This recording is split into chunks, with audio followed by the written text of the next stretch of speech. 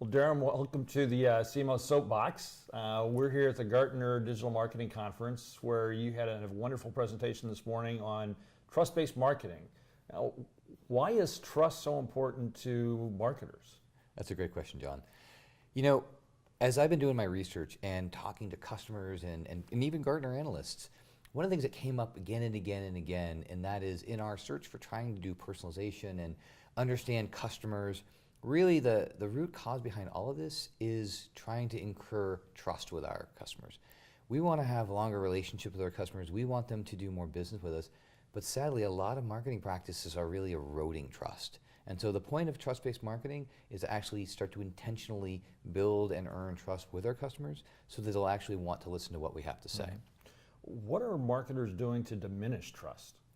Boy, I call it weapons of mass irritation. If you think about what most marketing teams are doing today, it's really about turning up the volume knob on all the normal tactics, right? Every year your numbers go up. We were chasing numbers in marketing, and the problem is that your only tactic is to either get throw more money at a smaller set of people or spend more money and get a wider audience. Either way, you are pounding these people with messages they never asked for, and you're telling them stuff they don't really care about, and that's really eroding trust. What are cherished brands doing to build trust? Well, the first thing is they're acting in service of their customer. They're getting to know their customer to serve them. And that's a subtle point, but it's important, because if you're putting the customer's interest first, you are taking the time to understand what their purpose is, what their goal, what their outcome is, and then everything you do in your communication is to serve them. I think the other half of that is about being intentional in doing the right thing, doing things that they want you to do, and then doing it well. Doing it well in terms of being competent. And what I mean is, if I were to meet you every day and you couldn't bother to remember my name, I'm starting to either think either you're totally incompetent or you don't care.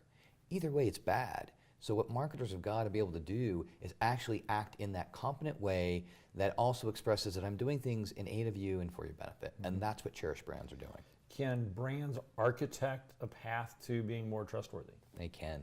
They can. It really starts with, again, that intentionality of really thinking and architecting, engineering, if you will, trust into every encounter. So you start with, how do I create value back? What do I need to know about you as a customer, your purpose? How do I learn about you enough so I can learn what's the purpose that I need to serve you?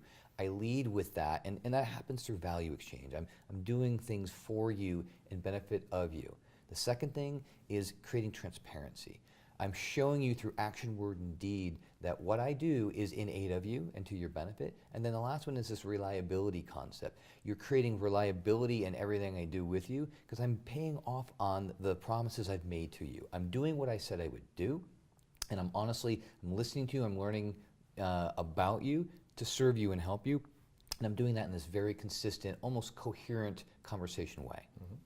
It seems like companies that treat their customers as if they know them are better off, and consumers like to deal with companies that know them by name. They go to Cheers, right? Everybody knows my name.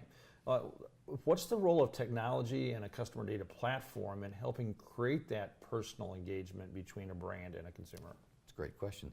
Competence. It's about competence. I have to remember you. I have to be able to talk to you in that consistent, coherent way everywhere we meet.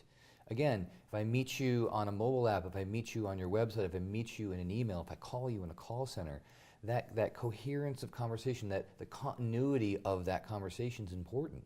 I have to remember you. I have to recognize you.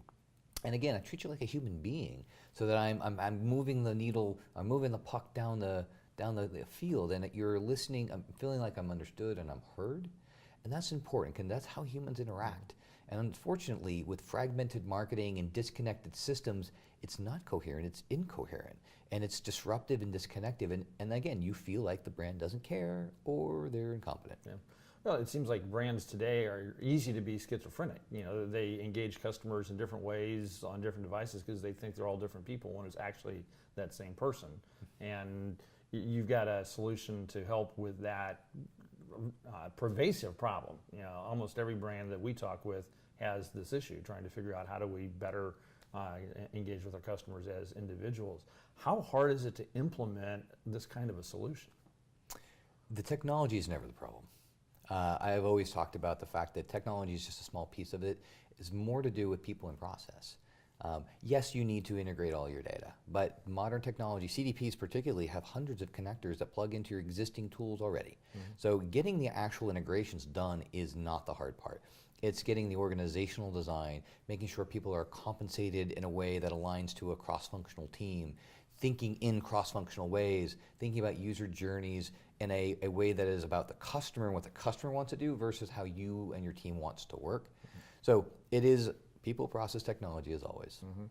So if I'm the CMO of a brand that wants to have long-lasting customer relationships, and I'm frustrated with the silos that I'm dealing with in my own organization and trying to stitch together more coherent conversations with customers, what 3 steps should they take to tomorrow to make it a better world for them?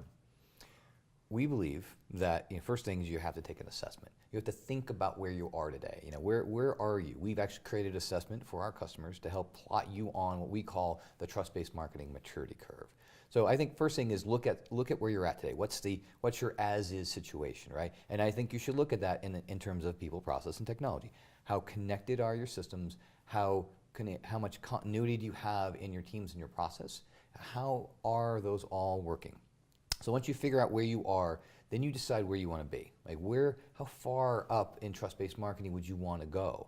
And then start to do the work of organizing teams and making the changes in your technology stack, in your process, and in your people skills to actually get there. Okay. You've been a great client partner. I want to say thanks for helping bring us along on this journey for changing trust-based marketing into something that's a part of everybody's vocabulary and things that they should be focused on. I appreciate you having me out here in San Diego. Absolutely. Thanks for being here. Thanks.